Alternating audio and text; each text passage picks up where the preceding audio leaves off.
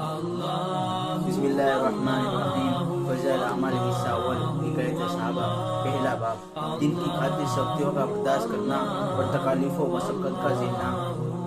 حضور اقدس صلی اللہ علیہ وسلم اور صحابہ کرام رضی اللہ تعالیٰ عنہ نے دین کے پھیلانے میں جس قدر تکلیفیں اور مشقتیں برداشت کی ہے، ان کا برداشت کرنا تو درکنار، اس کا ارادہ کرنا بھی ہم جیسے نالائقوں سے دشوار ہے۔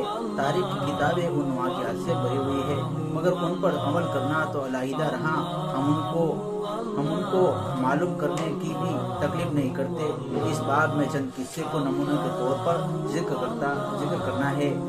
ان میں سب سے پہلے خود حضور اکرم صلی اللہ علیہ وسلم کے ایک قصے کی ابتدا کرتا ہوں کہ حضور صلی اللہ علیہ وسلم کا ذکر برکت کا ذریعہ ہے۔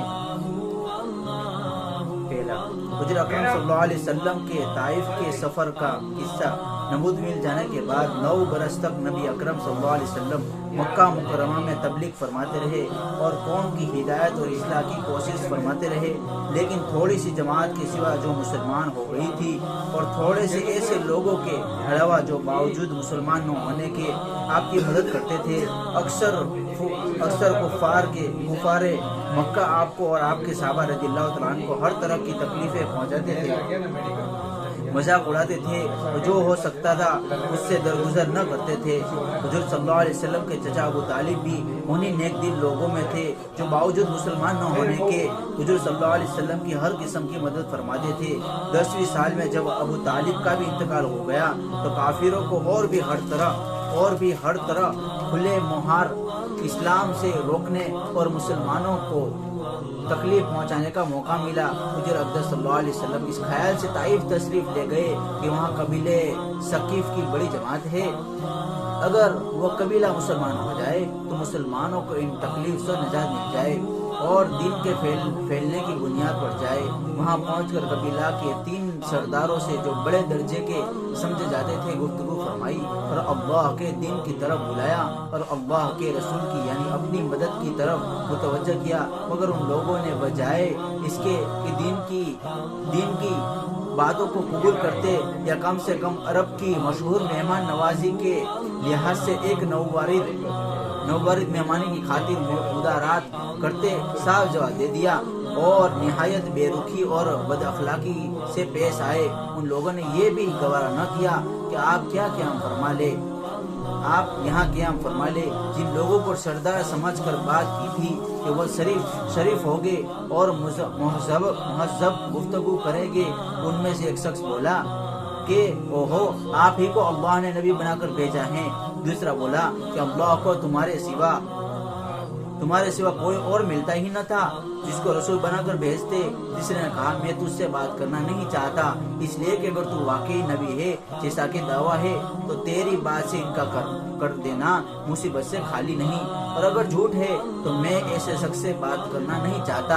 اس کے بعد ان لوگوں سے نا امید ہو کر حضور اکرم صلی اللہ علیہ وسلم نے اور لوگوں سے بات کرنے کا ارادہ فرما کہ آپ تو ہمت و استقلال کے پہاڑ تھے، مگر کسی نے بھی قبول نہیں کیا، بلکہ بجائے قبول کرنے کے حضور صلی اللہ علیہ وسلم سے کہا کہ ہمارے شہر سے فوراً نکل جاؤ اور جہاں تمہاری چاہت کی جگہ ہو وہاں چلے جاؤ۔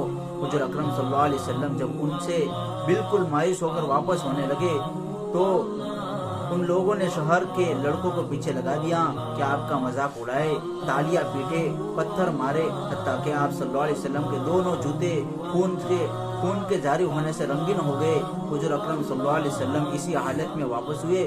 جب راستے میں ان سریروں سے اطمینان ہوا تو حضور صلی اللہ علیہ وسلم نے یہ دعا مانگی، اے اللہ، تجھ سے شکایت کرتا ہوں، میں اپنی کمزوری اور بے کسی کی اور لوگوں میں ذلت و رسوائی کی، اے ارحم الراحمین، تو ہی ضعفاء کا رب ہے اور تو ہی میرا پروردگار ہے۔ تو مجھے کس کے حوالے کرتا ہے؟ کسی اجنبی بیگانے کے جو مجھے دیکھ کر ترس روح ہوتا ہے اور منہ چڑھاتا ہے؟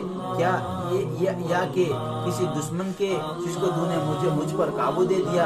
یا اللہ اگر تو مجھ سے ناراض نہیں ہے تو مجھے کسی کی بھی پرواہ نہیں ہے, تیری حفاظت مجھے کافی ہے. میں تیرے چہرہ کے اس نور کے طفل جس سے تمام اندھیریاں روشن ہو گئی اور جس سے دنیا اور آخرت کے سارے کام درست ہو جاتے ہیں, اس بات سے پناہ مانگتا ہوں کہ مجھ پر تیرا غصہ ہو یا تو مجھ سے ناراض ہو. تیرے ناراضگی کا اس وقت دور کرنا ضروری ہے جب تک تو راضی نہ ہو. نہ تیرے سوا کوئی طاقت ہے نہ قوت. مالک الملک کی شان قہاری کو اس پر جوش آیا ہی تھا کہ حضرت جبریل علیہ السلام نے آ کر سلام کیا اور عرض کیا کہ اللہ نے آپ کی قوم کی وہ گفتگو جو آپ سے ہوئی سنی اور ان کے جوابات سنے, اور ایک فرشتے کو اس کے متعلق پہاڑوں کی خدمت ہے آپ کے پاس بھیجا ہے کہ آپ جو چاہے اس کو حکم دے. اس کے بعد اس فرشتہ نے سلام کیا اور عرض کیا کہ جو ارشاد ہو میں اس کی تعمیل کروں. اگر ارشاد ہو تو دونوں جانب کے پہاڑوں کو ملا دوں جسے یہ سب درمیان میں کچل جائے, اور جو سزا آپ تجویز فرمائے. جو صلی اللہ علیہ وسلم کی رحمہ کریم ذات نے جواب دیا کہ میں اللہ سے اس کی امید کرتا ہوں کہ اگر یہ مسلمان نہیں ہوئے تو ان کی اولاد میں سے ایسے لوگ پیدا ہو جو اللہ کی پرستش کرے اور اس کی عبادت کرے. فائدہ یہ ہے اخلاق اس کریم ذات کے جس کے ہم لوگ نام لیوا ہیں کہ ہم ذرا سی تکلیف سے کسی کی معمولی سی گالی دے دینے سے ایسے بھڑک جاتے ہیں کہ پھر عمر بھر اس کا بدلہ نہیں اتارتے. ظلم پر ظلم اس پر کرتے رہتے ہیں اور دعویٰ کرتے ہیں اپنے محمدی ہونے کا, نبی کے پیرو بننے کا. نبی کریم صلی اللہ علیہ وسلم اتنی سخت تکلیف اور مشقت اٹھانے کے باوجود نہ بد دعا فرماتے ہیں نہ کوئی بدلہ لیتے ہیں.